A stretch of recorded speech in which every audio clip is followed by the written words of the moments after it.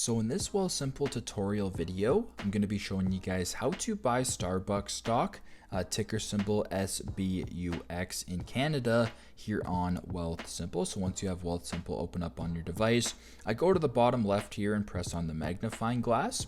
Then go to the search bar at the top and type in ticker symbol, as I mentioned before, SBUX.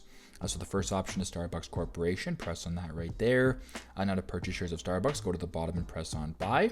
Then press on stocks.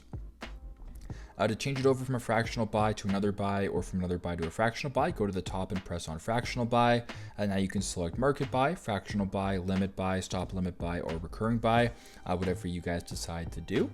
But for this demonstration, we're just going to go ahead and press on $2. Now keep in mind as well, this is in USD, not CAD, so there will be conversion as well as a small fee of 1.5% for your transactions. But before you do that, just press on continue.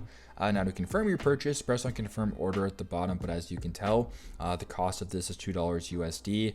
But with the estimated cost for me is $2.72 because of the 1.5% fee, as well as the estimated exchange rate. So once that is done, press on confirm order, and there you go.